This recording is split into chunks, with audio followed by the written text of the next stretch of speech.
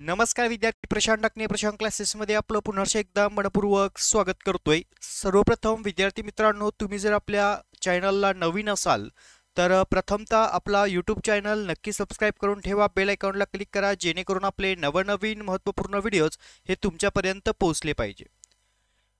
Online बॅचेसवाल्या विद्यार्थ्यांसाठी आजचा आपला हा पार्ट 2 आहे आणि ऑफलाईन बॅचेसवाल्यांना प्रोजेक्टर सिस्टीमवरती ह्या सर्व गोष्टी त्या ठिकाणी दिसत आहेत। ओके, तर दोन्ही बॅचेसला सूचना ऑलरेडी मी दिलेल्या आहेत, परंतु पुन्हा एकदा सांगतो की प्रत्येकाने आपल्या नोटबुकमध्ये जे जे मी आता कंटेंट पॉईंट्स घेणार आहे ते प्रत्येकाने आपल्या नोटबुकमध्ये नोट डाऊन करून घेणं आवश्यक आहे। तसेच विद्यार्थी मित्रांनो, जे कोणी GDCA परीक्षा देऊ इच्छित असेल तर स्क्रीनवरती आपला नंबर दिसतोय, त्यावरती कॉन्टॅक्ट करा। आपली बॅचेस त्या ठिकाणी स्टार्ट आउट झालेली आहे नवीन अभ्यासक्रमावरती आधारित। त्यानंतर पुढचा महत्त्वाचा पॉईंट आपल्याला, जे आता नुकत्याच ऑगस्ट मंथमध्ये ज्या तुमच्या आता जिल्हा मध्यवर्ती सहकारी बँकांच्या जाहिराती आलेल्या आहेत आणि काही सहकारी बँकांच्या आता नुकत्याच परीक्षा आहेत। जसे की आता उद्यापासनं त्या ठिकाणी भंडारा जिल्हा मध्यवर्ती सहकारी बँकेच्या परीक्षा स्टार्ट होत आहेत। त्यानंतर पुढे सातारा जिल्हा मध्यवर्ती असेल, नंतर पुढे रायगड आहे, किंवा पुढे आणखीन काही जिल्हा मध्यवर्ती सहकारी बँकांच्या जाहिराती या आता अपडेट होणार आहे। त्यामुळे सहकार क्षेत्रातल्या ज्या जिल्हा भरती असेल, सहकारी बँका असेल, सहकारी पतसंस्था असेल, मल्टीस्टेट सोसायटी असेल किंवा अर्बन बँका असेल, तसेच सहकारी विभागातील ज्या डिपार्टमेंटल परीक्षा ज्या असतात त्या ठिकाणी म्हणजे विभागांतर्गत काही परीक्षा घेतल्या जातात, तर त्या परीक्षेच्या दृष्टीने सुद्धा हे लेक्चर्स आपले खूप महत्त्वाचे आहेत। यामध्ये मी बेसिक टू ॲडव्हान्स सर्व कन्सेप्ट तुमची क्लिअर केलेली आहे। पार्ट 1 एकदा व्यवस्थित जाऊन बघा। पार्ट 1चा जो काही लिंक आहे ती मी या व्हिडिओच्या डिस्क्रिप्शन्समध्ये पण देईल। आणि आत्ता आपला चालू आहे पार्ट 2। ओके, पार्ट 2 मध्ये आपण अभ्यासणार आहोत बँकिंग सेक्टर संबंधीच्या काही बँका आहेत, ज्याच्यामध्ये जिल्हा मध्यवर्ती बँका आहेत, राज्य सहकारी बँका आहेत आणि थोडंसं सहकार क्षेत्रासंबंधीचा, म्हणजे सहकार क्षेत्रामध्ये व्यवसाय संघटन जो पार्ट आहे सहकार क्षेत्राचा, तर त्या संबंधीचा पॉईंट आपण ह्या संपूर्ण आजच्या लेक्चरमध्ये अभ्यासणार आहोत। व्हिडिओ शेवटपर्यंत नक्की बघायचा आहे, मध्ये कोणीही स्क्रिप्ट करणार नाही आणि जो स्क्रिप्ट करेल त्याचा तो पॉईंट त्या ठिकाणी तो व्यवस्थित त्याला त्या ठिकाणी समजणार नाही। त्याच्यामुळे स्टार्ट टू एंड पर्यंत सगळी कन्सेप्ट जर तुम्ही पाहिली, समजून घेतली, तुमच्या नोटबुकमध्ये नोट डाऊन करून घेतलं तर निश्चित तुम्हाला त्याचा भरपूर फायदा होईल विद्यार्थी मित्रांनो। ओके, चला तर मग स्टार्ट करूया। ऑनलाईन बॅचेसवाले रेडी आहेत सर्वजण ऑनलाईन आलेले असतील आणि जे लेट कमर्शियल जॉईंट होतील त्यांना रेकॉर्डेड बॅचेस सिस्टीमही मिळेल, टेन्शन घेऊ नका। त्यासोबतच महत्त्वाचा पॉईंट, ज्या ज्या विद्यार्थ्यांना काही प्रॉब्लेम्स असेल तर कमेंट सेक्शन्समध्ये, म्हणजे आपले ऑनलाईन लेक्चरचे जे विद्यार्थी आहेत त्यांच्या बाबतीत ह्या सूचना असणार आहे। ओके, तर तुम्हाला काय अडचण आले तर शेवटी कमेंट बॉक्समध्ये मेसेज टाकत चला। ओके, मध्ये कोणीही आता डिस्टर्ब करणार नाही, main focus to the lecture. Okay, चलो पार्ट 2 मध्ये आपण अभ्यासणार आहोत बँक व्यवसाय व सहकार क्षेत्रासंबंधी आणि जिल्हा मध्यवर्ती सहकारी बँकेची थोडक्यात माहिती। ओके, चलो वन बाय वन कन्सेप्ट आपण यामध्ये आता बघूया। आता सहकार क्षेत्र म्हटलं तर सहकार क्षेत्रामध्ये आपल्याला त्या ठिकाणी मोठ्या प्रमाणावरती सहकारी संस्थांचं संघटन असणं गरजेचं आहे। मग व्यवसाय संघटनेमध्ये सगळ्यात महत्त्वाचे जे या ठिकाणी प्रकार असतात ते म्हणजे कोणते, तर इथे पॉईंट दिलेले आहे। सहकार क्षेत्रामध्ये जे व्यवसाय संघटन आहे तर ह्या व्यवसाय संघटनेच्या संबंधी या ठिकाणी सगळ्यात महत्त्वाचा पॉईंट जो असतो ते म्हणजे सभासद वर्ग, त्यानंतर व्यवस्थापन समिती आणि संचालक मंडळ असतं, त्याच्यानंतर पदाधिकारी वर्ग असतात आणि त्यानंतर खाली मग त्या ठिकाणी आपल्याला अध्यक्ष, उपाध्यक्ष, सचिव आणि खजिनदार असे हे या ठिकाणी पदसंख्या असते। ओके, तर अशा पद्धतीने ह्या पहिल्या घटकांमध्ये जे व्यवसाय संघटन आहे हे या ठिकाणी महत्त्वाचं आहे। त्यानंतर पुढचा जो पॉईंट आहे या ठिकाणी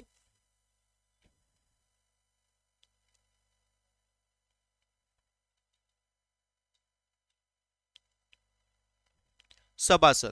आता परीक्षेच्या दृष्टीने तुम्हाला सभासद ही संकल्पना विचारली जाते, तर सभासद म्हणजे नक्की कोण हे आपण पार्ट 1 मध्ये देखील बेसिक थोडंसं अभ्यासलं होतं, परंतु आता यामध्ये आपल्याला सभासदांची प्रकार, पात्रता ही कन्सेप्ट पुन्हा मी तुम्हाला इथे पॉइंट वाईज घेतोय।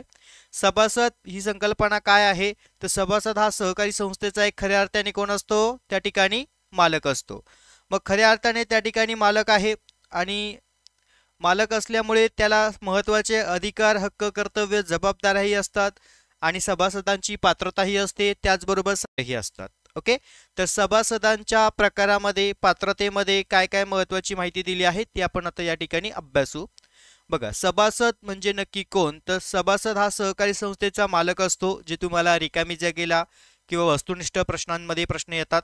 त्यानंतर सभासदत्वाच्या अटी पूर्तता करण्यासाठी त्या ठिकाणी सगळ्यात महत्त्वाचं तो संस्थेचा सभासद असणं आवश्यक आहे. त्यामध्ये आता सभासदत्वाची पात्रता काय आहे की ती व्यक्ती सज्ञान असली पाहिजे. दुसरं, ती व्यक्ती संस्थेच्या कार्यक्षेत्रामध्ये रहिवासी पाहिजे. तिसरं, ते विद्यार्थी सभासद असतील तर तेही त्या ठिकाणी संस्थेमध्ये होऊ शकतात. नोंदणीकृत संस्था सुद्धा सभासदत्व होऊ शकतं सहकारी संस्थेचं. भागीदारी संस्था सुद्धा सहकारी संस्थेसाठी त्या ठिकाणी सभासदत्वासाठी पात्र असते. त्यानंतर कंपनी सभासद पण त्या ठिकाणी सहकारी गृहनिर्माण संस्था असतील किंवा इतर सहकारी संस्था असतील त्याच्या संबंधी ते पात्र असतात. त्यानंतर पुढे सार्वजनिक विश्वस्त संस्था, स्थानिक स्वराज्य संस्था आणि इतर सहकारी संस्था आणि केंद्रीय राज्य सरकार हे सुद्धा सहकारी संस्थांमध्ये त्या ठिकाणी सभासदत्व होण्यासाठी पात्र असते. मग सभासदांचे प्रकार कोणते आहेत? तर क्रियाशील सभासद, सहयोगी सभासद, अक्रियाशील सभासद आणि नाममात्र सभासद. ओके, हे असणार तुमचे सभासदांचे प्रकार आहेत. यामध्ये आपण अगदी शॉर्ट कंटेंट्स, ज्या बेसिक पॉइंट जे तुम्हाला परीक्षेच्या दृष्टीने गरजेचे असतात ते आपण यामध्ये कव्हर करतोय. ओके, तर चलो इथपर्यंत क्लिअर झालं. पुढे बघूया. आता सभासदांना काही महत्त्वाचे त्या ठिकाणी अधिकार दिले जातात. जसे की आता या ठिकाणी आहे सभासदत्वांना दिले जाणारे अधिकार. यामध्ये आहे भाग प्रमाणपत्र. काय असणार आहे? भाग प्रमाणपत्र. मग आता सहकारी संस्था असतील, संघटना असेल तर या सहकारी संस्थांमध्ये जेव्हा सभासद वर्ग संस्थेमध्ये भाग धारण करतात म्हणजे विशिष्ट रक्कम भरून त्या ठिकाणी भाग प्रमाणपत्र किंवा भाग खरेदी करतात त्यावेळेस त्यांना त्या ठिकाणी भाग प्रमाणपत्र दिलं जातं.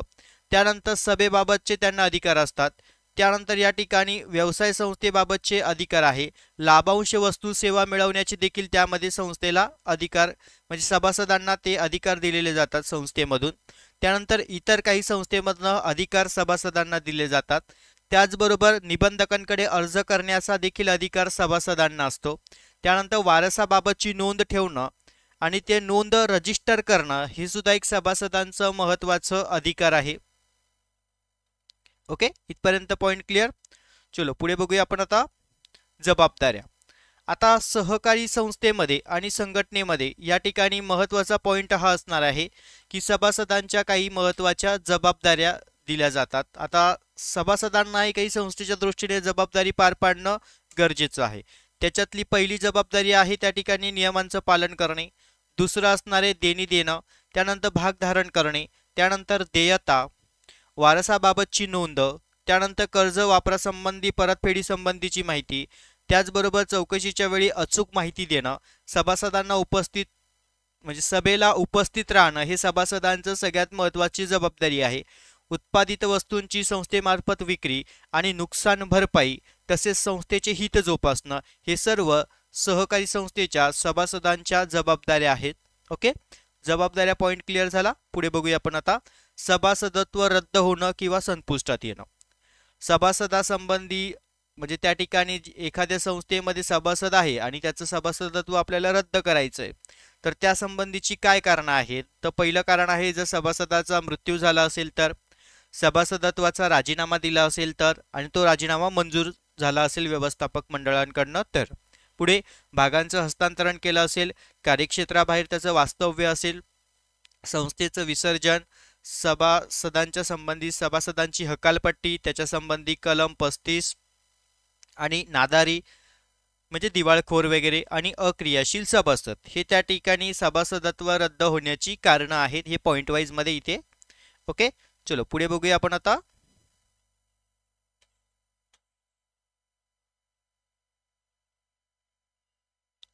पुढचा मुद्दा दिलेला आहे इथे आता सहकारी संस्थेचं व्यवस्थापन पदांच्या संबंधी. आता सहकारी संस्थांमध्ये जसं सभासद महत्त्वाचे आहे तसंच संस्थेमध्ये व्यवस्थापक मंडळही महत्त्वाचं आहे. म्हणून सभासद आपले प्रतिनिधी त्या ठिकाणी निवडतात आणि निवडून दिलेल्या सभासदांना सामुदायिकरित्या आपण व्यवस्थापन समिती असंही म्हणतो, त्याला आपण कार्यकारी समिती असंही म्हणतो किंवा संचालक म्हणतो. मग व्यवस्थापन समिती सहकारी संस्थेच्या कामकाजाबाबत जबाबदारी त्या ठिकाणी पार पडत असते, म्हणजेच थोडक्यात त्यांचं कार्य त्या ठिकाणी ते पार पडत असतात. व्यवस्थापन समितीचे सदस्य हे सभासदांचे त्या ठिकाणी प्रतिनिधी असतात. हा महत्त्वाचा मुद्दा आहे, कारण व्यवस्थापन समितीचे जे सदस्य आहे हे सभासदांचे प्रतिनिधी असतात. त्यामध्ये आता व्यवस्थापन समितीचं कार्य काय आहे संस्थेच्या दृष्टीने, तर संस्थेच्या दृष्टीने व्यवस्थापन मंडळांचं कार्य असणार आहे. पहिलं कार्य आहे त्या ठिकाणी दिलेलं आहे बघा, धोरणांची अंमलबजावणी करणं. ओके, काय करणं, पहिलं कार्य काय आहे, धोरणांची अंमलबजावणी करणं. दुसरं कार्य दिलेलं आहे वरती इकडे, सभासदत्वास मान्यता देणं. तिसरं कार्य आहे कार्यालयीन कर्मचाऱ्यांची नियुक्ती करणं. चौथं कार्य आहे भाग भांडवलाची वाढ घडून आणणं.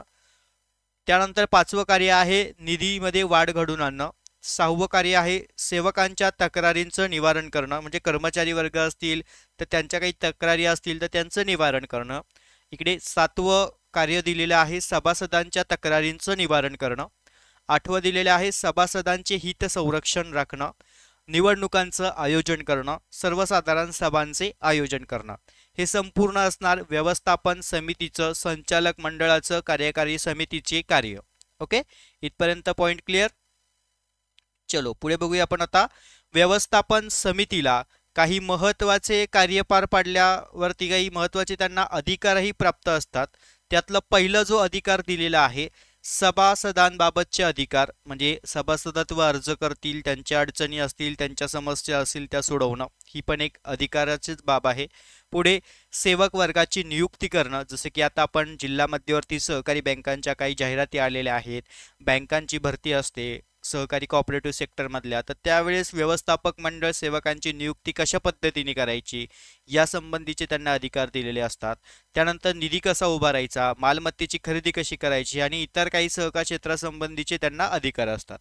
आता इकडे वरती दिलेले आहे तुम्हाला व्यवस्थापन समितीच्या जबाबदाऱ्या. आता व्यवस्थापन समितीच्या जबाबदाऱ्यांच्या पार्टमध्ये पहिलं हमीपत्र देणं, त्यानंतर निस्वार्थीपणे व प्रामाणिकपणे संस्थांमध्ये कार्य करणं, त्यानंतर सभांचं आयोजन करणं, निर्णय विचारपूर्वक घेणं, त्याचबरोबर भांडवल व निधीची गुंतवणूक कशी करणं, विवरणपत्रक व माहिती सादर करणे आणि मालमत्तेचा वापर करणे, हे संपूर्ण या ठिकाणी व्यवस्थापन समितीच्या जबाबदाऱ्या असणार आहेत. ओके, एकूण टोटल या ठिकाणी 7 जबाबदाऱ्या दिलेल्या आहेत आणि अधिकार तुम्हाला या ठिकाणी 5 अधिकार दिलेले आहेत. हे परीक्षेच्या दृष्टीने तुम्हाला खूप आणि खूप महत्त्वाचे आहेत. ओके, इथपर्यंत पॉइंट क्लिअर.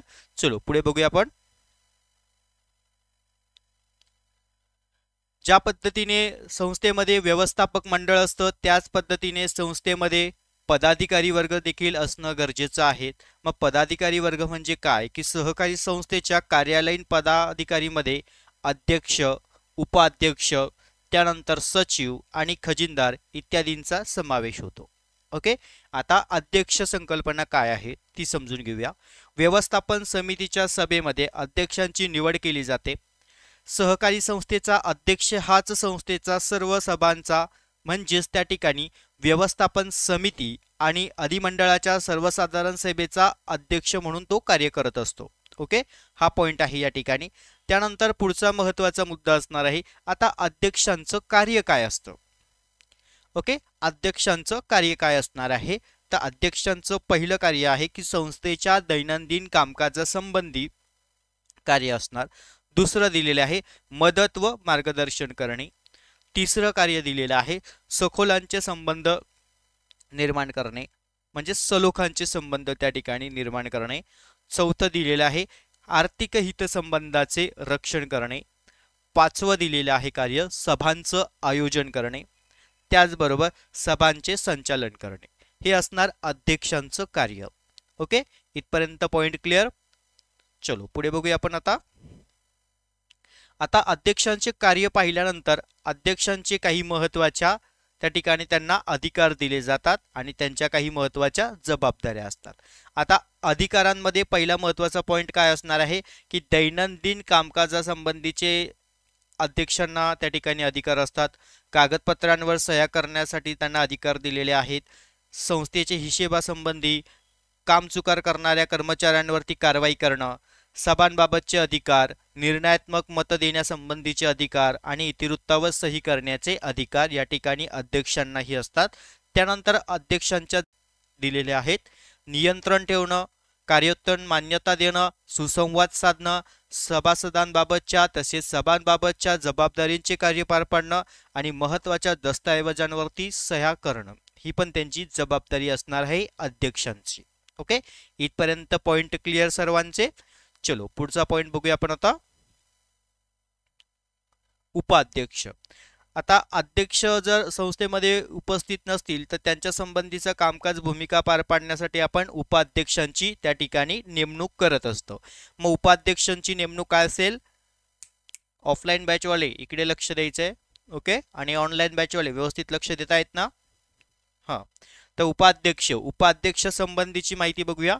तर अध्यक्षांच्या अनुपस्थितीमध्ये उपाध्यक्ष त्या ठिकाणी अध्यक्ष म्हणून काम पाहतो, त्यामुळे उपाध्यक्षांसाठी पात्रता, त्यांची भूमिका, हक्क, कर्तव्य, जबाबदाऱ्या ह्या अध्यक्षांसारखेच असतात. ओके, आणि शेवटी दिलेले आहे सचिव, ज्याला आपण सेक्रेटरी असं म्हणतो.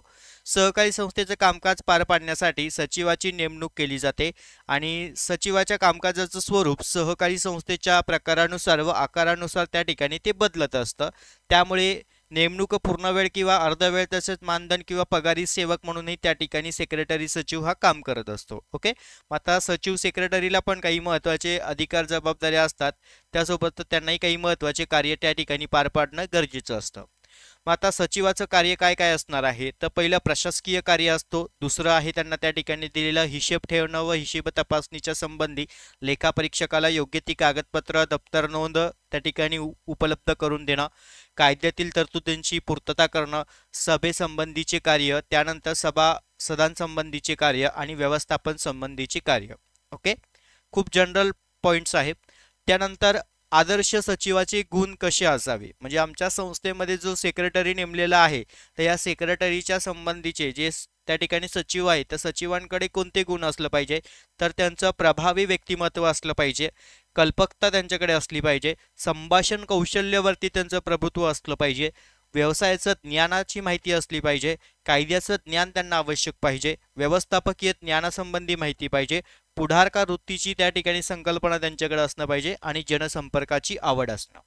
आणि शेवटचा या ठिकाणी मुद्दा दिलेला आहे खजिनदार.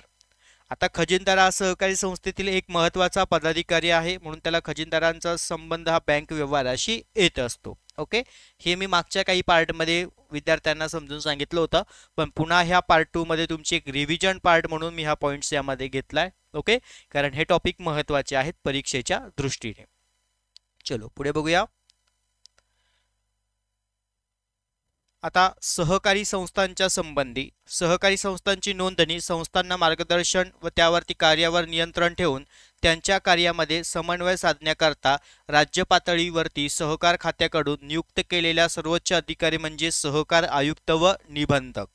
आणि आपला आत्ताचा जो टॉपिक असणार आहे हा टॉपिक आहे सहकार आयुक्त व निबंधक.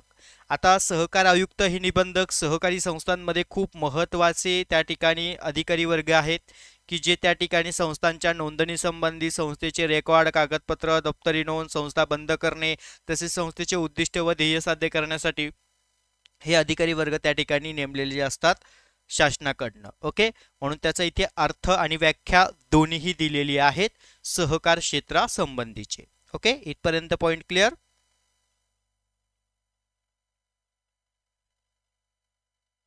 चलो आता सगळ्यात महत्त्वाचं आपल्या नोटबुकमध्ये प्रत्येकाने हेडिंग द्या. या ठिकाणी सहकार आयुक्त व निबंधक.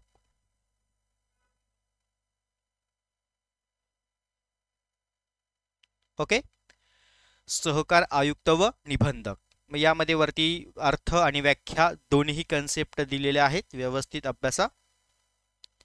त्यानंतर पुढे आता पेपरच्या दृष्टीने आपल्याला महत्त्वाचे पॉइंट्स जे येणारे असतात परीक्षेला, आणि हे प्रश्न तुम्हाला 101% पेपरला दिसणार मित्रांनो, त्याच्यामुळे याकडे व्यवस्थित लक्ष द्या. सहकार आयुक्त व निबंधकांची भूमिका काय आहे? तर पहिलं प्रतिनिधित्व करणं, दुसरं नेता म्हणून, त्यानंतर तिसरं दुवा, चौथं पालकत्व, पाचवं मार्गदर्शक, सहावं कठोर प्रशासक, सातवं लवाद, आठवं निर्माता व पालकर्ता व विसर्जक, आणि 9 नंबरचं संस्था समाप्तीकरण करणं. आता सहकार आयुक्त व निबंधकांच्या ह्या महत्त्वाच्या भूमिका आहेत. भूमिका म्हटलं ते 9 पॉईंट त्यामध्ये आले पाहिजे. ओके, चला, कारण आधी आपले सर्व पॉईंट क्लिअर असणं गरजेचं आहे, त्यामुळे सुरुवातीला पॉईंटची प्रॅक्टिस करा. ओके, एकदा तुमचे सर्व पॉईंट क्लिअर झाले की मी पुढे एक्सप्लेनेशनचा पार्ट आहे त्याचा लेक्चर आपला पार्ट 3 आणि 4 मध्ये असणार आहे. ओके, चलो, वन बाय वन कन्सेप्ट आपल्याला आधी अभ्यासणं गरजेचं आहे. आता पुढे सहकार आयुक्त व निबंधकांचे कार्य.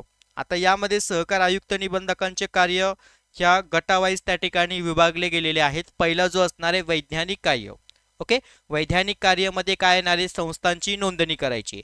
समजा आता XYZ सहकारी संस्था आहे, त्या संस्थेची नोंदणी करण्याचे कार्य सुद्धा सहकार आयुक्त निबंधकांकडे असतात. त्यामुळे नोंदणी करणं, पोट नियमांना मंजुरी देणं, नोंदणी दाखला, सभासदत्वास मंजुरी, संस्थेच्या वर्गीकरणासंबंधी, सभांचं आयोजन, संस्थेच्या निधीची गुंतवणूक, न्यायनिवाडा आणि संस्थांचं एकत्रीकरण आणि विभाजन करणं हे संस्थेच्या सहकार आयुक्त व निबंधकांसंबंधीचे या ठिकाणी वैधानिक कार्य आहेत, जे अधिकार सहकार आयुक्त व निबंधकांना त्या ठिकाणी दिलेले आहेत. म्हणजेच कार्य आणि थोडक्यात त्यांचे हे अधिकार. ओके, त्यानंतर पुढे नियंत्रणात्मक कार्य.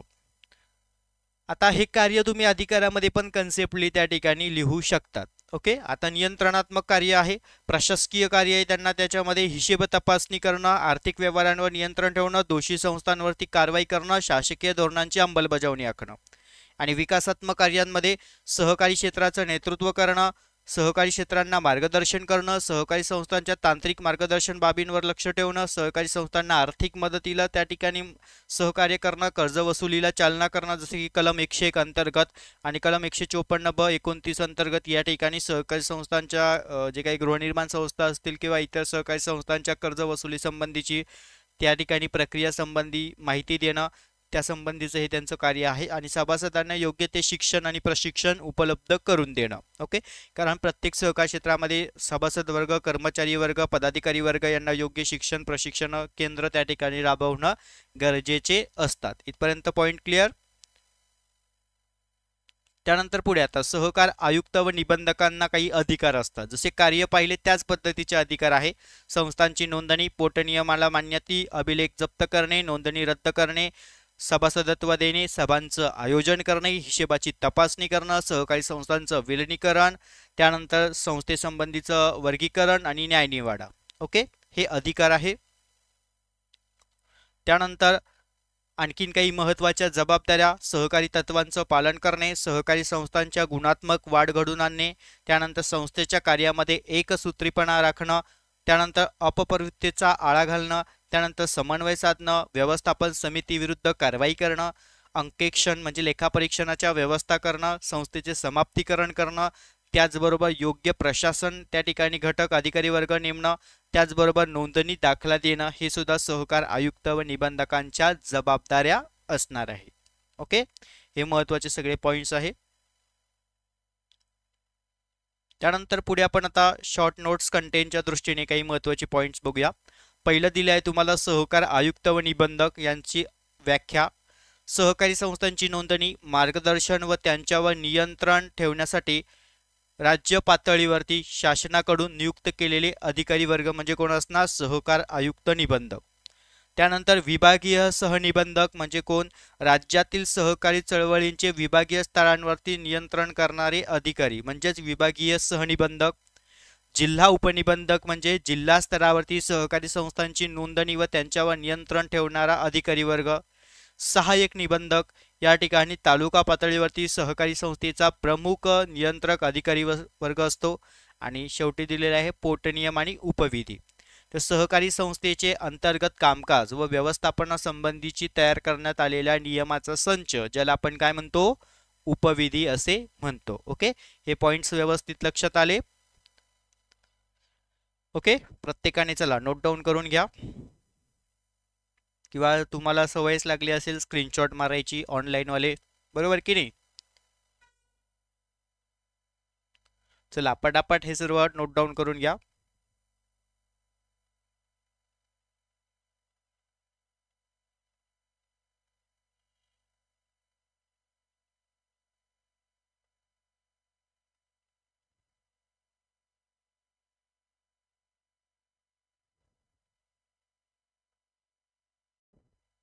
ओके, चलो आता पुढचा एक पॉइंट आहे आपल्याला. आता सहकारी संस्था म्हटलं, संघटना म्हटलं, तर प्रत्येक सहकारी, प्रत्येक संस्थेमध्ये, प्रत्येक संघटनेमध्ये निधीची आवश्यकता असते आणि हा निधी कशा पद्धतीने उभा केला जातो या संबंधीचा तुम्हाला परीक्षेला प्रश्न येतात.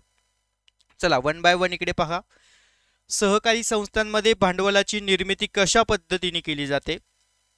पहिला पॉइंट आहे यामध्ये, सहकारी संस्थेला जेव्हा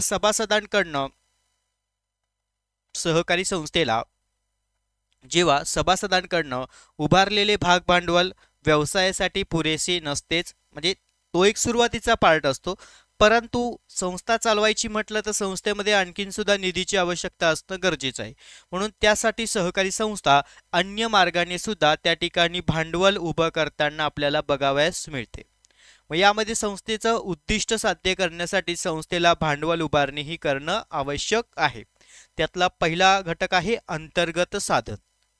आता परीक्षेला तुम्हाला बऱ्याच वेळा पेपर 1ला GDCA परीक्षेच्या दृष्टीने पेपर 1ला तुम्हाला प्रश्न विचारला जातो, तसेच पेपर 4ला देखील प्रश्न विचारला जातो की सहकारी संस्थेचा निधी उभारण्याचे मार्ग कोणते.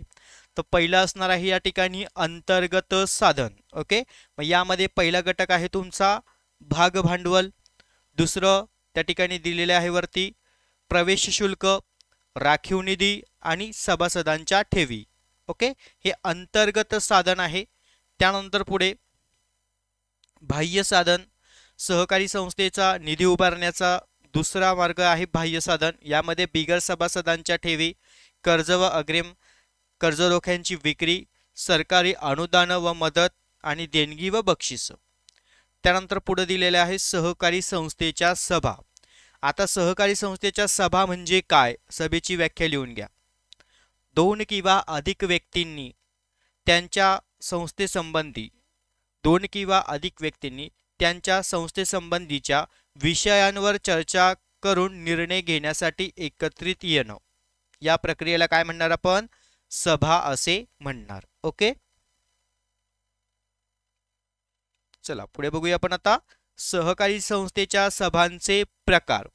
तर पहिली सभा, त्यासोबत पुढे वार्षिक सभा, विशेष सभा आणि अंतिम सभा, हे सभेचे 4 प्रकार. पॉइंट वाईज लक्षात ठेवा, पेपरला प्रश्न येत आहेत. त्यानंतर व्यवस्थापन समितीच्या सभा. आता खऱ्या अर्थाने पाहायला गेलं तर सहकारी संस्थेच्या सभांचे मुख्यतः या ठिकाणी 2 घटक आहे.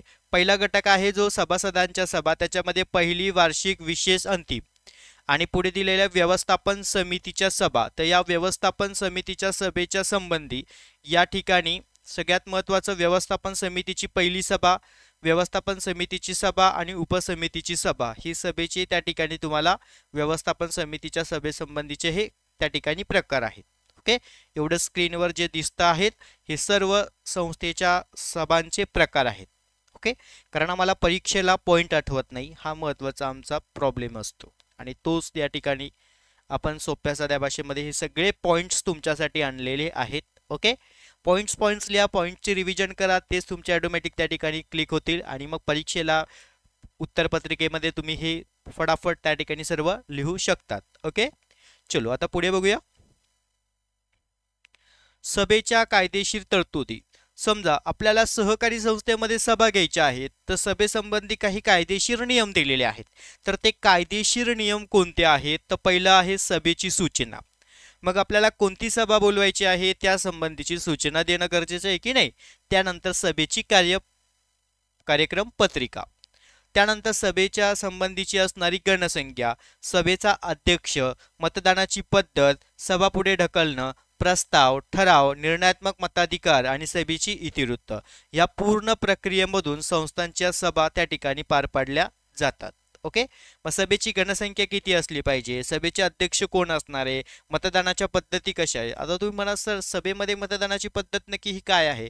उद्या जर संस्थेमध्ये एखादी सभा घेतली गेली, म्हणजे जसं की विशेष सर्वसाधारण सभांचं आयोजन केलं आहे आणि त्या ठिकाणी काही महत्त्वाचा मुद्दा ठेवलेला आहे की आपल्या संस्थेमध्ये जो निधी आहे तो निधी जो असणार आहे तो आणखीन कोणत्या मार्गाने आणि कसा उभा केला पाहिजे, त्यासाठी कोणत्या योजना राबवल्या पाहिजे, या संबंधी सभासद वर्ग जे उपस्थित असणार आहे तर त्यापैकी किती लोकांना ही योजना मान्य आहे, तर त्यासंबंधीची हातद्वारे पद्धतीने मतदान करण्याची सुद्धा प्रक्रिया संस्थांमध्ये सभेमध्ये ह्या प्रकारे म्हणून मतदानाची पद्धत असणार आहे। ही जे तुम्हाला वरती स्क्रीनवर संपूर्ण जे 10 दिसत आहेत हे सर्व या ठिकाणी सभेच्या कायदेशीर तरतुदीचे नियम आहेत। ओके, याच पद्धतीने सभांचं त्या ठिकाणी आयोजन करून सभा त्या ठिकाणी पार पाडल्या जातात। ओके, चलो इथपर्यंत पॉइंट क्लिअर।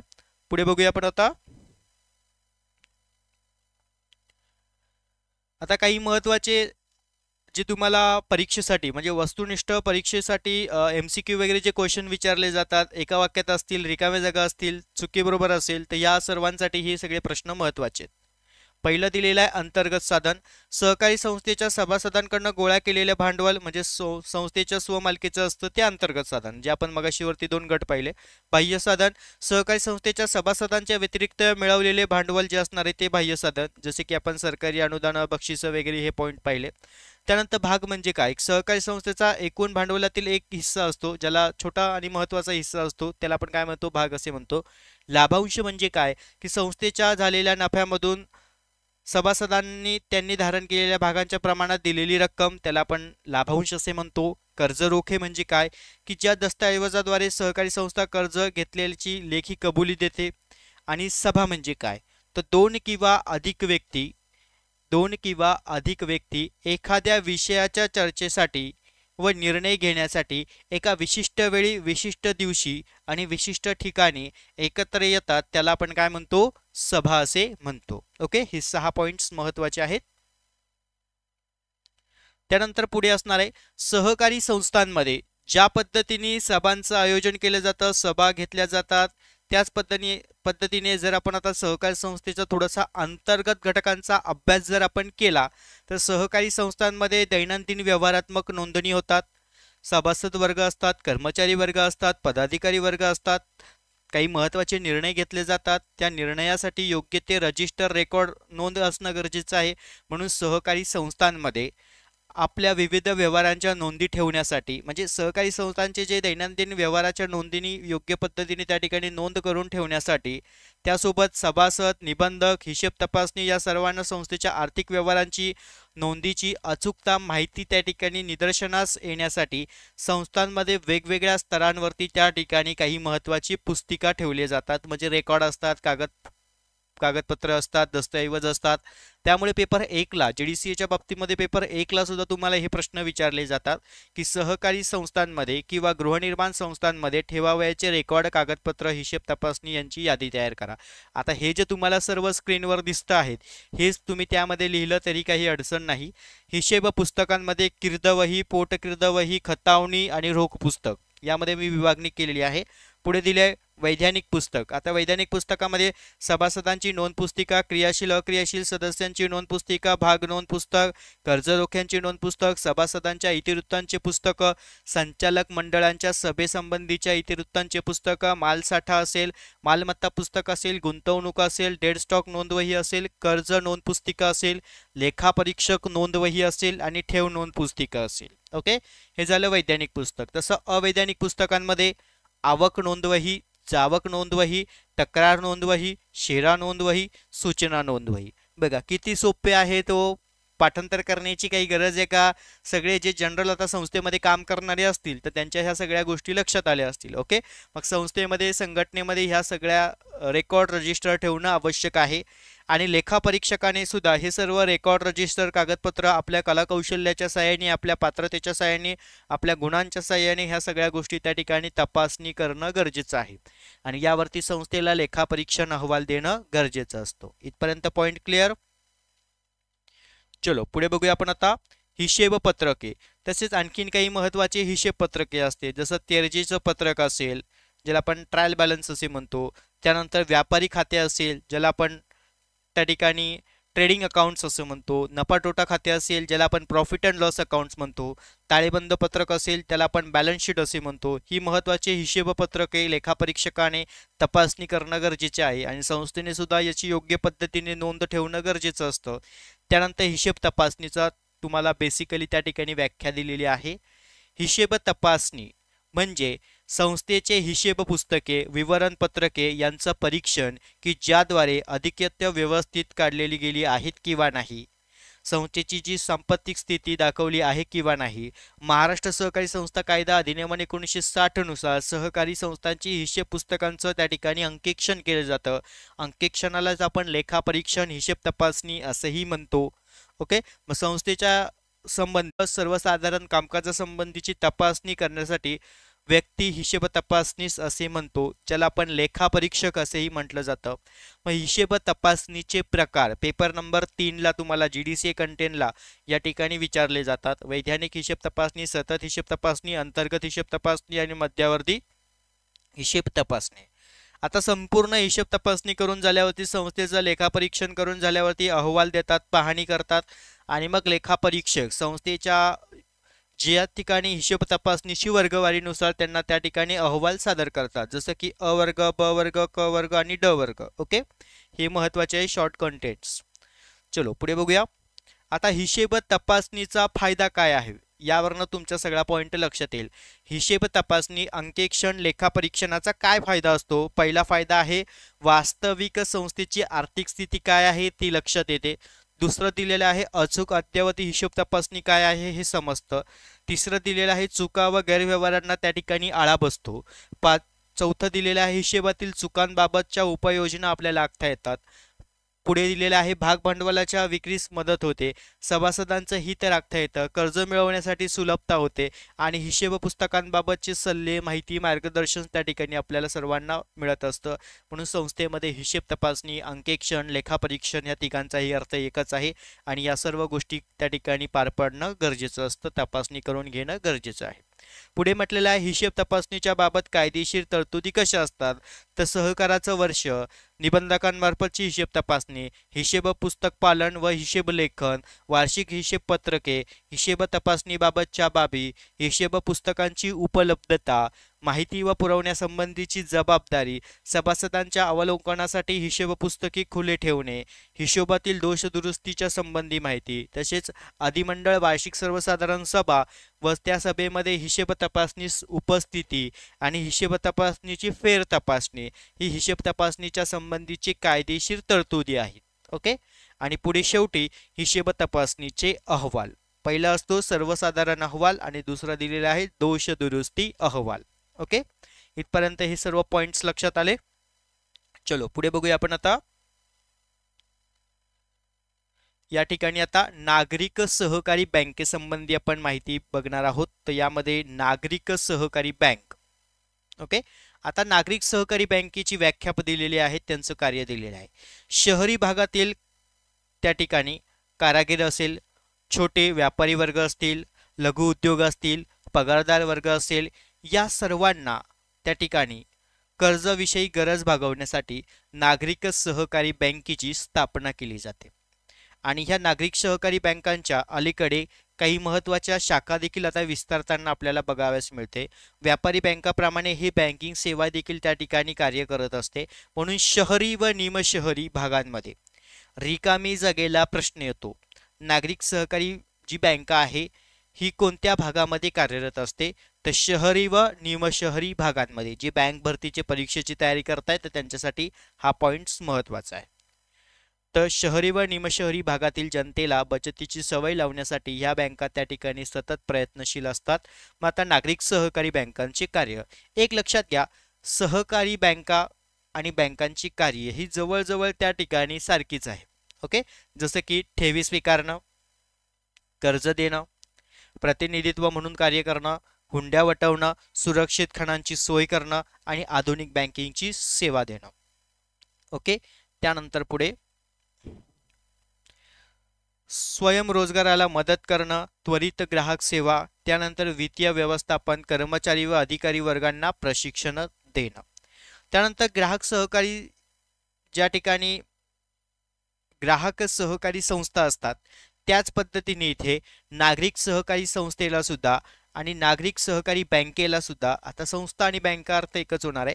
नागरिक सहकारी बँका जे असणार आहे तर ह्या नागरिक सहकारी बँकेला सुद्धा त्या ठिकाणी ज्या पद्धतीने तुम्ही बघा ग्राहक सहकारी संस्था असू द्या किंवा प्रक्रिया सहकारी संस्था असू द्या किंवा इतर कोणत्याही प्रकारच्या सहकारी संस्था असू द्या, त्यांना जर तुम्हाला त्या ठिकाणी त्या टाईपवरती क्वेश्चन जर आला की सहकारी संस्थेच्या समस्यांची माहिती लिहा आणि बँकांच्या समस्येची जरी माहिती लिहा म्हटलं, तर हे जे स्क्रीनवर तुम्हाला आता पॉईंट्स दिसत आहेत यातलेच पॉईंट्स तुम्ही पेपरला लिहू शकता.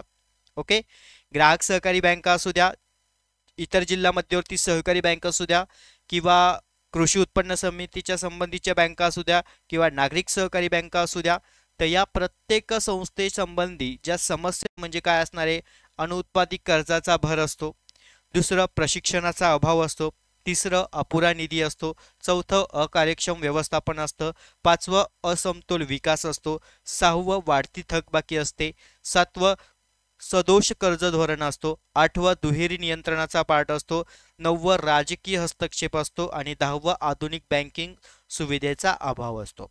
आता ही सर्व 10 कार्य जी आहे ना, तुम्हाला कोणताही पेपरला प्रश्न आला की सहकारी संस्थेच्या समस्यांची कारणं लिहा, तर ही जी सर्व तुम्हाला स्क्रीनवर दिसत आहेत हे बिंदासपणे लिहून टाका, पण एक्सप्लेन करताना जी संस्था विचारली आहे तिचा उल्लेख करणं आवश्यक आहे. ओके, पॉईंटमध्ये हे एवढं लक्षात ठेवायचं आहे. पण हे 10 पॉईंट तुम्हाला सफिशियंट आहे, म्हणजे एकदाच अभ्यास करा, हे पॉईंट एकदा हाताळा, पुन्हा तुम्हाला त्याच पॉईंटवरनं रिव्हिजन करून दुसरे पॉईंट्स तुम्ही त्यामध्ये रेफरली पॉईंट्स म्हणजे क्वेश्चनमध्ये तुम्ही ते टाकू शकतात. ओके, चलो पुढे बघूया. नागरिक सहकारी बँकांच्या समस्यांवरती उपाय.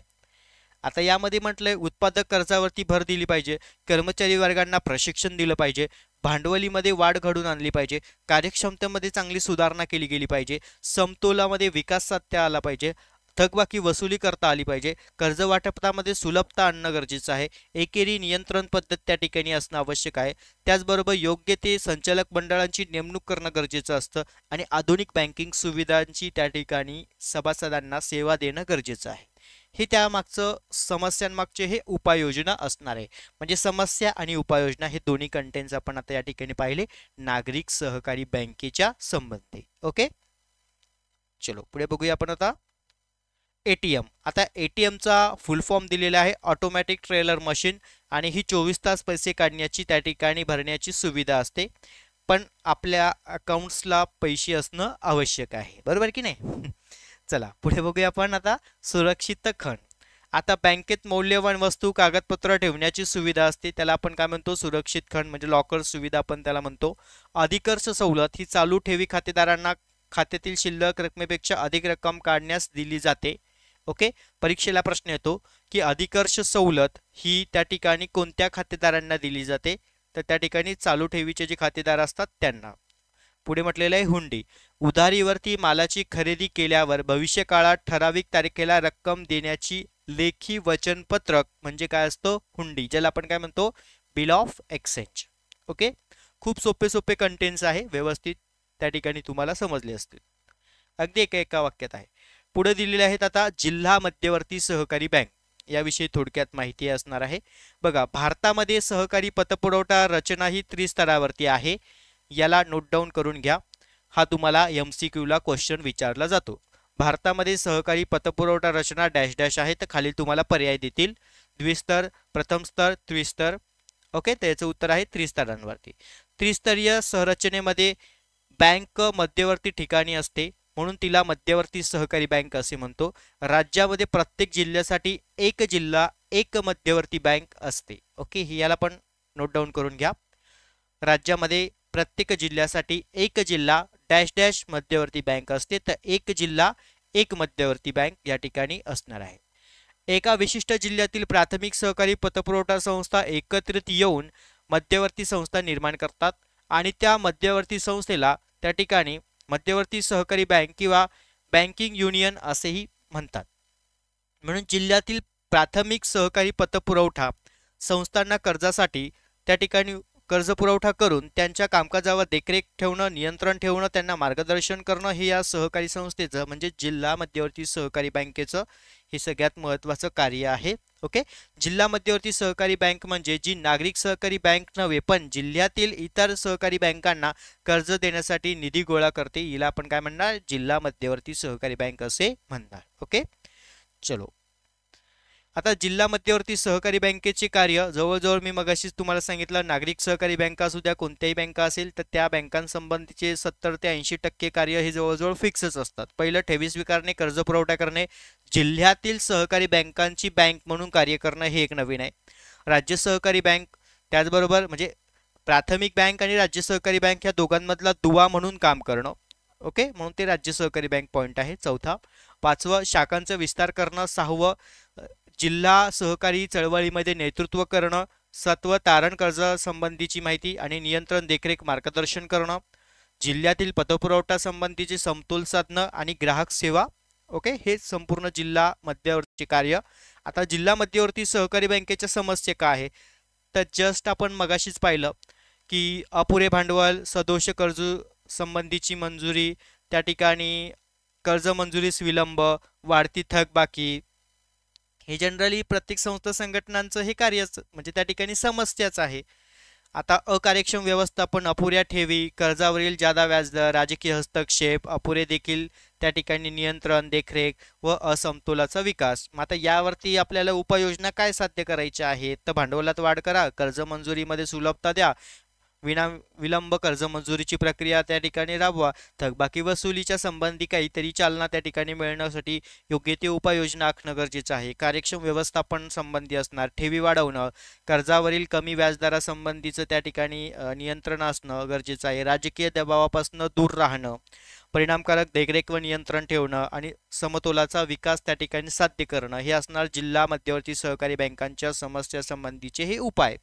ओके, चलो इथपर्यंत क्लिअर. त्याच पद्धतीने आता पुढे तुम्हाला दिलेले आहे अल्प मुदतीचं कर्ज म्हटलं तर 3 ते 15 महिने मुदतीचा कर्ज पुरवठा. मध्यम मुदतीचं म्हटलं तर 1 ते 5 वर्षापर्यंतचा आणि दीर्घ मुदतीचं म्हटलं 5 ते 25 वर्ष मुदतीपर्यंतचा. नाबार्ड, ग्रामीण व राष्ट्रीय विकास बँका, NFT, ओके, म्हणजे नॅशनल इलेक्ट्रॉनिक फंड ट्रान्सफर, ज्याला आपण NFT म्हणतो, हा त्याचा फुल फॉर्म दिलेला आहे आणि त्याचा अर्थ दिलेला आहे. नॅशनल इलेक्ट्रॉनिक फंड ट्रान्सफर माध्यमातून देशातील कोणत्याही बँकेत पैसे हस्तांतरण करण्याची प्रणाली. आता तुम्हाला जिल्हा मध्यवर्ती बँकेच्या भरतीसाठी यातले बरेचसे क्वेश्चन्स तुम्हाला दिसतील, त्यामुळे याचा व्यवस्थित अभ्यास करा. RTGS, real time gross settlement. Okay, तर यामध्ये रिअल टाइम ग्रॉस सेटलमेंट ही अशी प्रणाली आहे की ज्यामध्ये एका बँकेतून दुसऱ्या बँकेत विनाविलंब रक्कम हस्तांतरण आपल्याला करता येते. आणि IMPS, okay, immediate payment services, ज्याला एका बँक खात्यामधून दुसऱ्या बँक खात्यामध्ये 24 तास मोबाईलच्या माध्यमातून पैसे पाठवण्याची बँकिंगची ही सुविधा आहे. ओके, हे तीनही कंटेंट खूप महत्त्वाचे आहे. इथपर्यंत पॉइंट क्लिअर. चलो आता पुढे बघूया आपण. भारतातील सहकारी पतपुरवठा रचना ही त्रिस्तरावर असते. यामधील सगळ्यात महत्त्वाचा पॉइंट गाव पातळीवरील सहकारी पतपुरवठा संस्था, जिल्हा पातळीवरील जिल्हा मध्यवर्ती सहकारी बँका आणि राज्य पातळीवरती राज्य सहकारी बँका. आता या घटकांमध्ये आपण अभ्यास करणार आहोत राज्य सहकारी बँकेचा.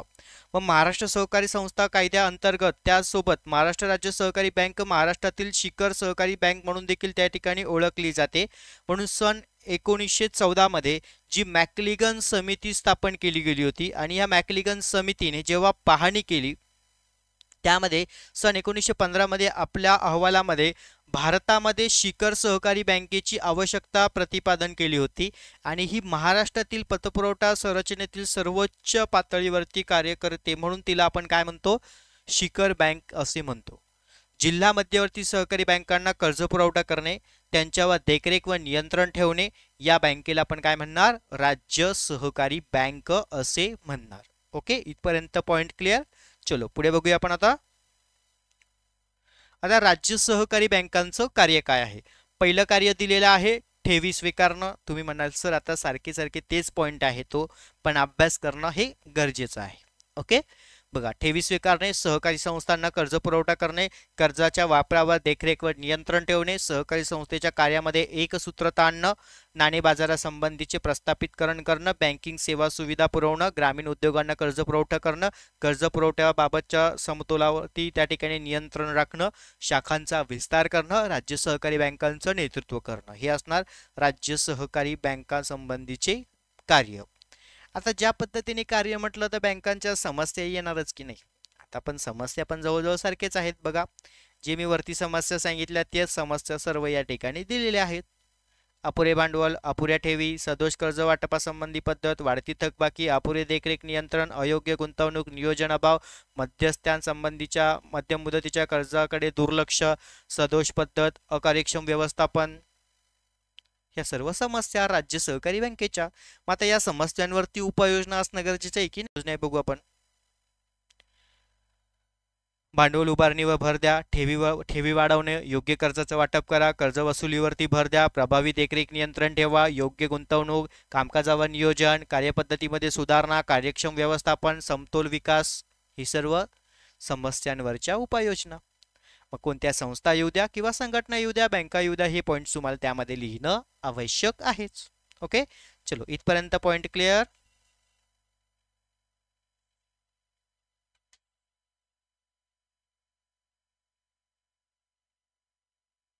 ओके, चलो पुढे बघूया आपण आता सहकार शिक्षण आणि प्रशिक्षण.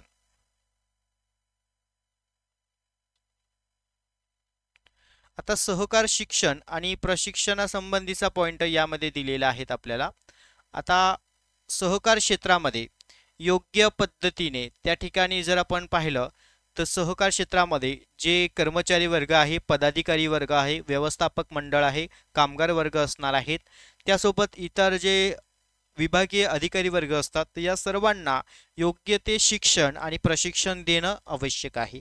मग सहकार शिक्षणाचा अर्थ आणि व्याख्या प्रत्येकाने नोट डाऊन करून घ्या किंवा तुम्हाला स्क्रीनशॉट मारायची सवय लागलीच आहे, बरोबर की नाही. चला पटापट स्क्रीनशॉट मारा. आणि सगळ्यात महत्त्वाचा मुद्दा एक लक्षात घ्या की व्हिडिओ शेवटपर्यंत ऐकत चला रे सर्व. ओके, सहकार शिक्षण संबंधी दिलेलं आहे. यामध्ये सहकाराची तत्व, उद्दिष्ट, कार्यपद्धती यांचे सभासदांना ज्ञान होणं, म्हणून त्याची व्याख्या दिलेली आहे. सहकारावरील निष्ठा व एकत्रितपणे काम करण्याची योग्यता निर्माण करणं. ओके, आणि पुढे दिलेलं आहे सहकार प्रशिक्षण. आता प्रशिक्षणाचा अर्थ काय आहे की एखादे कार्य करण्यासाठी लागणारं कौशल्य प्राप्त करण्याच्या परिस्थितीला आपण काय म्हणतो, त्या ठिकाणी सहकार प्रशिक्षण असं म्हणतो. मग सहकार प्रशिक्षणाची व्याख्या, सहकारातील संबंधित विषयाचे सखोल व प्रात्यक्षिकता दिलेलं शिक्षण म्हणजेच प्रशिक्षण होय. ओके, इथपर्यंत पॉइंट क्लिअर. चलो पुढे बघूया आपण आता.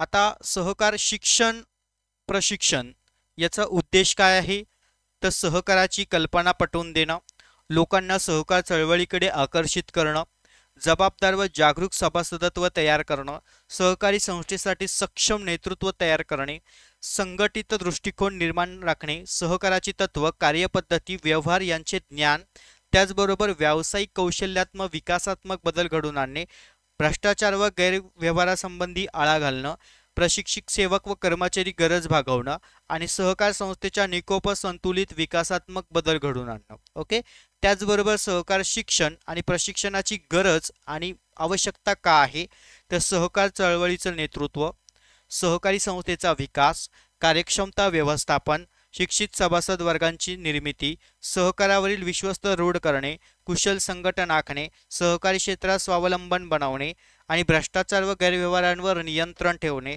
सहकाराच्या तत्वाचा प्रसार करणे आणि सभासदांच्या प्रभावी व सक्रिय सहभाग त्या ठिकाणी वाढवणे, हे असणार सहकार शिक्षण प्रशिक्षणाची गरज आणि आवश्यकता. ओके, इथपर्यंत पॉइंट क्लिअर, सर्वांना व्यवस्थित समजलं. चला पुढे बघूया आपण आता. आपल्या देशामध्ये सहकार शिक्षण व प्रशिक्षणाची जी व्यवस्था आहे ही त्रिस्तर पातळीवरती आहे. यामध्ये राष्ट्रीय सहकार महासंघ, त्यानंतर महाराष्ट्र राज्य सहकार संघ, ओके, यामध्ये विभागीय सहकार मंडळे, त्यानंतर जिल्हा सहकार मंडळे आणि सहकार प्रशिक्षण केंद्रे असतात. ओके, त्यानंतर पुढे पॉईंट दिलेला आहे सहकार शिक्षण म्हणजेच सहकाराची तत्व, पद्धत, उद्देश यांचं ज्ञान देणं, या पद्धतीला आपण सहकार शिक्षण असे म्हणणार. आणि सहकार प्रशिक्षण म्हणजे काय की धोरणांची प्रत्यक्ष अंमलबजावणी, कार्यालयीन कामकाज, हिशेब लेखन इत्यादी सखोल प्रात्यक्षिक स्वरूपाचे शिक्षण म्हणजेच त्या ठिकाणी सहकार प्रशिक्षण होय. ओके, चलो इथपर्यंत पॉईंट क्लिअर. आणि आता पुढचा आपला महत्त्वाचा टॉपिक आहे. देशामध्ये जर आपण त्या ठिकाणी 1991चं जे औद्योगिक धोरण जर आपण अभ्यासलं तर औद्योगिक धोरणामध्ये आपल्याला दोन गोष्टी क्लिअर होतात की यामध्ये मुक्त व्यापार धोरण पद्धत अस्तित्वात आली. मग यामधून जागतिकीकरणाच्या माध्यमातून आपली देशाची अर्थव्यवस्था ही जागतिक अर्थव्यवस्थेची संलग्न करण्यात त्या ठिकाणी वेगवान दिसून येते. आणि या खुल्या अर्थव्यवस्थेमुळे सहकार क्षेत्रामध्ये सहकारी संस्थांना अडचणी आव्हानं त्या ठिकाणी निर्माण होऊ लागले. मग सहकार क्षेत्रामध्ये कोणकोणती अशी आव्हानं होती तर पहिलं होतं भागभांडवल उभारणीचं. कारण खुली बाजारपेठ झाल्यामुळे वेगवेगळ्या देशातील नवनवीन तंत्रज्ञान भारतामध्ये येऊ लागलं, संस्था अस्तित्वात येऊ लागल्या, त्यांच्याकडं वित्त भांडवल पैसा मोठ्या प्रमाणावर होता, परंतु भारतामध्ये अस्तित्वात असलेल्या सहकारी संस्थांकडे पुरेशा प्रमाणामध्ये निधी नव्हता, भांडवलाची कमतरता होती, राजकीय हस्तक्षेप होते, अयोग्य व्यवस्थापन पद्धत होती. त्याच्यामुळे भाग भांडवल उभारणी कसा करावा हा मोठा प्रश्न त्या ठिकाणी निर्माण होत होता. म्हणजे हे एक आव्हान त्या ठिकाणी सहकार क्षेत्राला त्या ठिकाणी आपल्याला बघायला मिळतं. त्यानंतर पुढे होतं वाढतं उत्पादन खर्च, त्यानंतर बाजारपेठांचा विस्तार, कमी व बंद होत असलेल्या शासकीय अनुदानी व मदत, त्याच्यानंतर गुणात्मक विकासाकडे दुर्लक्ष, व्यवस्थापनाचा दुय्यम दर्जा, त्यानंतर संघटनात्मक प्रयत्न, ग्राहकांचं त्या ठिकाणी समाधान, त्याबरोबर सगळ्यात महत्त्वाचं ग्रामीण विकासातील सहभाग, वाढता राजकीय हस्तक्षेप, कर्ज वसुली आणि आधुनिकीकरण. ओके, या सर्व समस्यांना या आव्हानांना सहकारी संस्थांना सामोरं जाणं त्या ठिकाणी शक्य झालं. आणि हे सामोरे जाणं त्यांना त्या ठिकाणी खूपच महत्त्वाचं देखील होतं. कारण खुली बाजारपेठ पद्धत त्या ठिकाणी अस्तित्वात आल्यामुळे प्रत्येक संस्थेला प्रत्येक संघटनेला तसेच नवनवीन विविध देशातील संस्थांना संघटनांना व्यवसाय करण्यासाठी त्या ठिकाणी संधी मिळत होत्या. त्यामुळे नवनवीन तंत्रज्ञान विकसित त्या ठिकाणी होत होतं. म्हणून आजही काही आपण भारतामध्ये पाहिलं तर काही सहकारी संस्थांच्या बाबतीमध्ये मोठ्या प्रमाणावरती आपल्याला अडचणी समस्या या माध्यमातून बघायला मिळतात. ओके, तर हे असणार सहकार क्षेत्रापुढील हे आव्हाने आहेत. मग आता या संबंधीच्या आव्हानांना कुठेतरी त्या ठिकाणी नियंत्रण ठेवण्यासाठी त्यावरती काही उपाययोजना आखणं गरजेचं होतं. म्हणून जर सहकार क्षेत्रामध्ये जे आता वरील पद्धतीची आपण आव्हानं पाहिली तर या आव्हानांना कुठेतरी नियंत्रण ठेवण्यासाठी त्यासंबंधी उपाययोजना करण्यासाठी गरजेचे आहेत. तर पहिला आहे कार्यक्षमता व विश्वासार्हता त्या ठिकाणी वाढवणं गरजेचं आहे. आधुनिक तंत्रज्ञानाचा वापर करणं त्या ठिकाणी गरजेचं आहे. प्रभावी जाहिरातीचं त्या ठिकाणी अवलंबन करणं गरजेचं आहे. आर्थिक स्वावलंबन त्या ठिकाणी संस्थांनी बनणं गरजेचं आहे. कर्मचाऱ्यांना योग्य शिक्षण प्रशिक्षण देणं गरजेचं आहे. तसेच संस्थांमध्ये उच्च दर्जाचे तज्ज्ञ अनुभवी व्यवस्थापक मंडळांची नेमणूक करणं गरजेचे आहे. संघटनात्मक बदल करणं त्या ठिकाणी आवश्यक आहे. ग्राहकांच्या समाधानासाठी वेगवेगळ्या स्तरांवरती प्रयत्न करणं गरजेचं आहे. ग्रामीण विकासासाठी त्या ठिकाणी वेगवेगळ्या नाबार्डच्या अंतर्गत त्या महत्त्वाच्या संस्था संघटनांसाठी त्या ठिकाणी ग्रामीण विकासासाठी प्रकल्प राबवणं गरजेचं आहे. आधुनिक बँकिंग सुविधा त्या ठिकाणी वापर करणं गरजेचं आहे. कर्ज वसुलीवरती भर देणं आवश्यक आहे आणि राजकीय हस्तक्षेपवरती योग्य तो नियंत्रण ठेवणं गरजेचं आहे. तर विद्यार्थी मित्रांनो, अशा पद्धतीने आपण आजच्या ह्या पार्ट 2 मध्ये सहकार क्षेत्रासंबंधी राज्य सहकारी बँका, जिल्हा मध्यवर्ती बँका तसेच 1991चं जे औद्योगिक धोरण स्वीकारल्यामुळे सहकार क्षेत्रामध्ये सहकारी संस्थांना कोणत्या आव्हानांना सामोरं जाणं त्या ठिकाणी गरजेचं पडलं म्हणजे भाग पडलं, त्याचबरोबर त्या आव्हानांवरती कोणते उपाययोजना आहे हे देखील पाहिलं. त्यानंतर आपण सभासद वर्ग पाहिले, सभासदांचे हक्क जबाबदाऱ्या पाहिल्या, व्यवस्थापक मंडळ पाहिलं, शिक्षण प्रशिक्षण संकल्पना आपण यामध्ये अभ्यासली. तर अशा पद्धतीने आपण पार्ट 2 मध्ये सहकार क्षेत्रासंबंधीचे हे महत्त्वाचे शॉर्ट नोट्स कंटेंटचे पॉईंट्स आपण यामध्ये अभ्यासले आणि हे सर्व पॉईंट्स तुम्हाला परीक्षेच्या दृष्टीने महत्त्वाचे आहेत.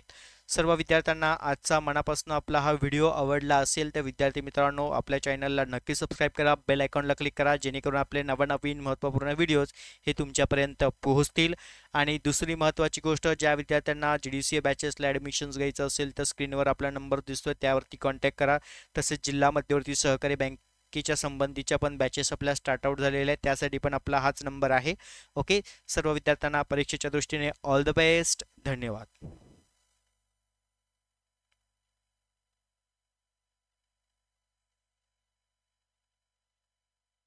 ओके, आणि प्रत्येकाने ऑनलाईन बॅचेसला काही महत्त्वाची सूचना आहे की जे मी तुम्हाला होम असाइनमेंट कंटेंट दिलेले आहेत ते प्रत्येकाने वेळेत जमा करणं आवश्यक आहे. ओके. आणि सगळ्यात महत्त्वाचं, जे स्क्रीनवरती आपण आता सगळे पॉईंट पाहिले, हे सगळे पॉईंट तुम्हाला परीक्षेच्या दृष्टीने महत्त्वाचे आहेत. आणि त्याहून अधिक म्हणजे पॉईंट्सचा तुम्ही सराव करणं गरजेचं आहे. जर योग्य पद्धतीने पॉईंटचा सराव केला तर परीक्षेला तुम्हाला कोणतीच अडचण त्या ठिकाणी निर्माण होणार नाही.